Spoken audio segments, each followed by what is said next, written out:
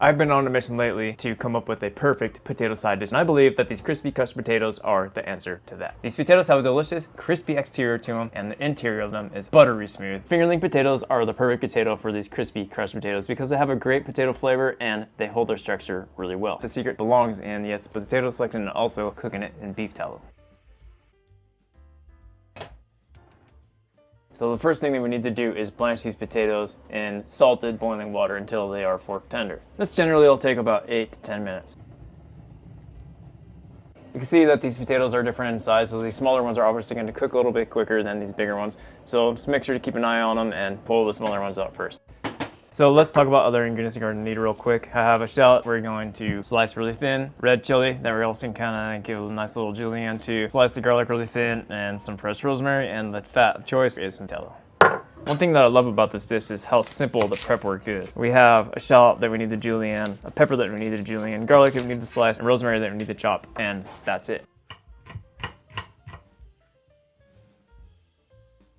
Cutting the garlic up thin like this because it gives the final dish a nice visual appearance to it, and also it's kind of fun to bite into a crispy piece of garlic like that. It's awesome. Chili, just top it, tail it, stand it up, and cut around the seeds and the placenta. They basically taste like a spicy bell pepper, a little bit more earthiness to them. Rosemary is easy. Scrape the leaves right off the stems. You can also do sage, you can do thyme, or a mixture of the three. Pinch it with your fingers. Then run your knife through it a couple times. Use a sharp knife. Don't over chop them though because they have nice essential oils in them, and then you don't want to extract the oils too much from the herbs. We're going to check the doneness of the small potatoes. I'm using a slotted spoon like I have and then poking it with a fork. You want these to be fork tender. They've been in the water for about 8 minutes. Basically about the time that it took me to prep the ingredients. You want to have the potatoes nice and fork tender because when I go to crush them after they get pulled out of the water, if they're not cooked all the way through, they're going to end up splitting and falling apart. Whereas if they're fork tender and you go to squish them, they're going to hold their structure a little bit better. We don't need to shock these in cold water because we're going to go directly to the next cooking process after we get done crushing them. So the next step, you need to be careful. Obviously, they're hot potatoes, but it is necessary to do this step when the potatoes are still hot. You can cool them down just enough so that they're comfortable enough to handle. Take a spatula, put them flat on the cutting board, get a nice flat surface like that, and use your spatula and carefully smash them down.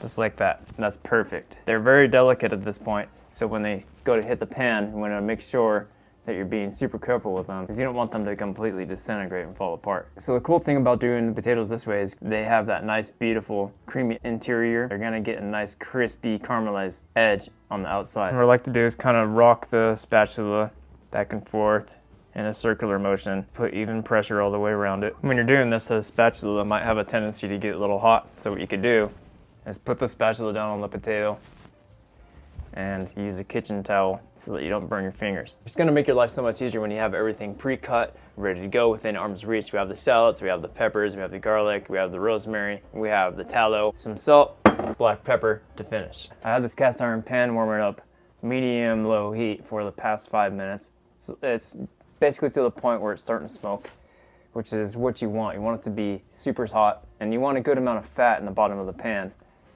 because that's going to shallow fry the potatoes. Tallow is going to be able to handle that high temperature.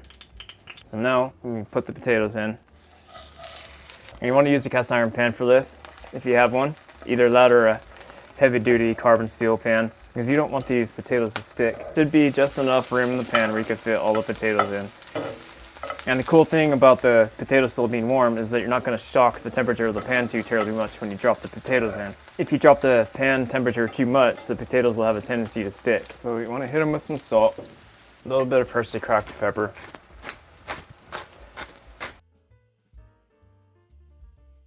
So from here you want to carefully flip these potatoes over because they're nice and caramelized on that first side. From here, going to add a good amount of butter to the pan.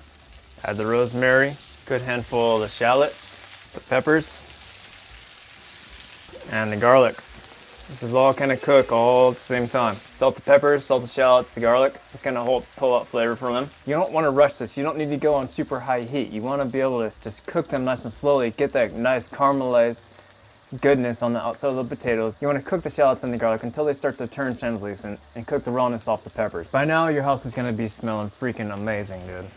So all these ingredients are cooked nice and soft, so now I'm going to crank up the heat to about medium-high. Really lock in a nice crispy exterior on the potatoes and let those cook for an additional minute, minute and a half. Kill the heat, and we're going to put these potatoes on a plate. Can't believe how good this smells right now, dude. Utilize all this good fat that's in there. This works perfectly well with a nice pan-seared steak, smoked whole chicken, really all on its own, and you could even serve it some scrambled egg or a fried egg, and you got a beautiful breakfast right there. That is heaven, man. I love the crispiness to it and the buttery, velvety smooth interior of that potato. It was a perfect combination of textures, flavors, and it's really easy to make. It took me about 30 minutes to execute. With the flavors on it, we're out of this world. I love it when a plan comes together, man. So much. Good food doesn't need to be complicated. It just needs to be executed properly. I used to make a potato dish like this in the restaurant, so high-end steakhouse. We used to deep fry the potatoes, which works, but you get more flavor cooking the potatoes in a pan with tallow, with the shallots, the garlic, and the peppers, and the rosemary. So much better flavor than just deep frying the potatoes. But hey, people love them, man. People love them. You get all the good flavors really melding together, cooking together, right? You got the shallots, the garlic, and the peppers all working well together, building a beautiful flavor profile that you just can't replicate any other way. The deep fryer did get them nice and crispy, but I like this better.